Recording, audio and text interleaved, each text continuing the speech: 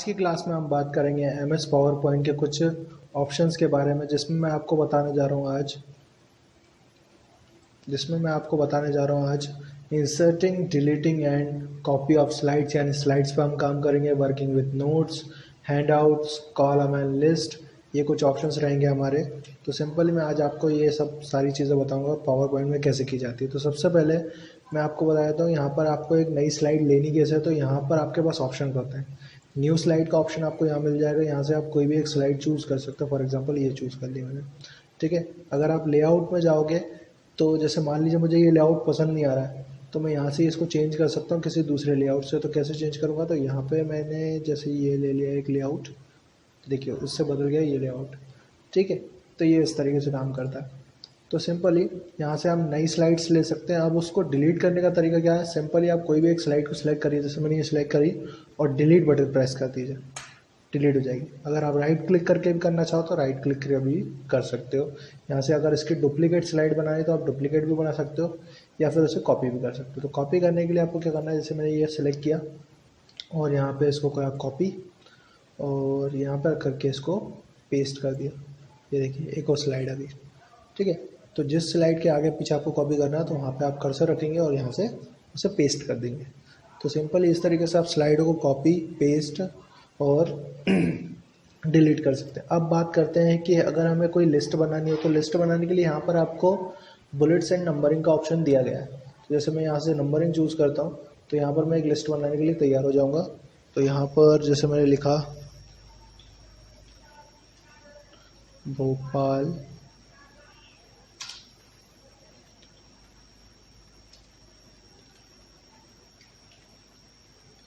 इंदौर, ठीक है। तो ये कुछ इस तरीके से लिस्ट बनती चली जाएगी। अब तो ये तो बात हो गई लिस्ट की। अब बात कर लेते हैं कॉलम की। तो कॉलम में जैसे मान लीजिए मैंने यहाँ पे कुछ डेटा लिखा तो मैं यहाँ पे डम टेक्स्ट ले आता हूँ,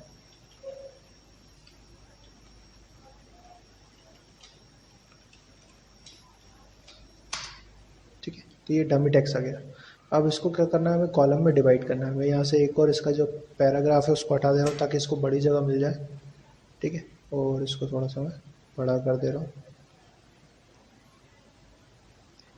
ये देखिए कुछ इस तरीके से आप इस तरीके से इसका साइज़ भी बदल सकते हैं। मैंने भी बदल दिया है, ठीक है। अब ये क्या करा, मैं यहाँ से इसको कॉलम में डिवाइड कर दिया। तो कॉलम में डिवाइड करने के लिए आपको यहीं पे ऑप्शन मिल जाएगा। तो यहाँ पर आप सिलेक्ट करेंगे या बगैर सिलेक्ट करे भी कर सकते हैं। जैसे 2 कॉलम्स कर दिया तो ये देखिए 2 कॉलम के अंदर डेटा आ गया।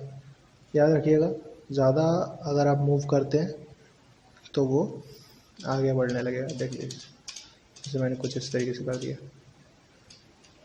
ठीक है। तो ये कुछ इस तरीके से काम करेगा।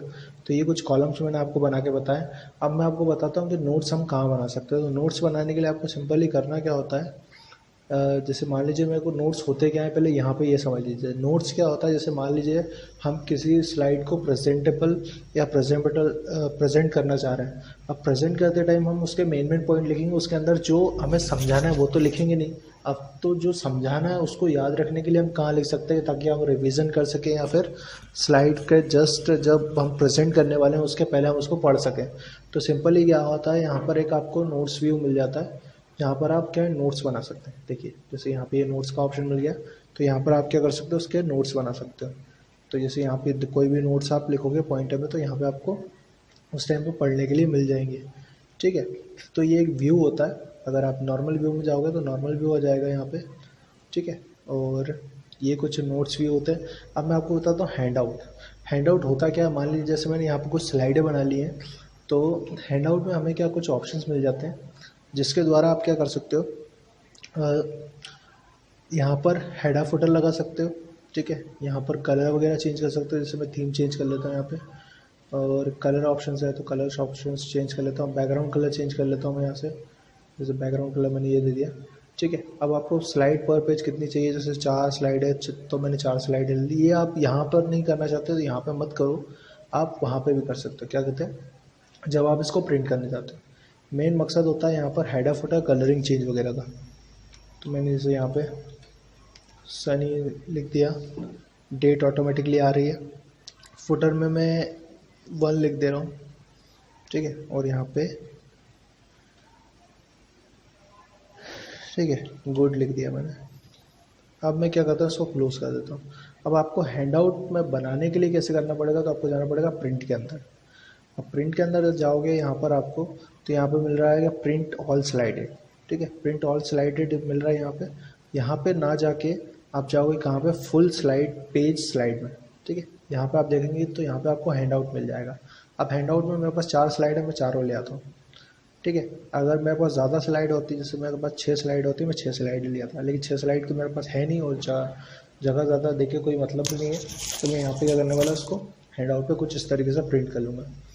ठीक है, तो हैंड आउट करता क्या आप वो समझ लीजिए। हैंड आउट क्या करता है, जैसे मान लीजिए अगर आपने प्रेजेंटेशन बनाया तो प्रेजेंटेशन एक सॉफ्ट कॉपी में बना हुआ है। अब प्रेजेंटेशन में हमें कुछ स्लाइडों की अगर हार्ड कॉपी चाहिए, तो उसके लिए आप क्या करोगे कि जैसे मान लो एक ही पेज पे मेरे को 4 स्लाइड है या 6 स्लाइड है कि हार्ड कॉपी चाहिए, तो उसके लिए यहाँ पर एक print out hand out view दिया हुआ है, जिसके द्वारा आप क्या कर सकते हो, यहाँ पर इसे प्रिंट कर सकते हो। तो कैसे, कुछ इस तरीके से। तो मैंने माइक्रोसॉफ्ट एक्सपीएस डॉक्यूमेंट में इसको प्रिंट किया। अब ये प्रिंट तो होगा नहीं, ये सेविंग ऑप्शन मांगेगा, तो मैं डेस्कटॉप पे इसको सेव कर लेता हूँ स्लाइड के नाम से।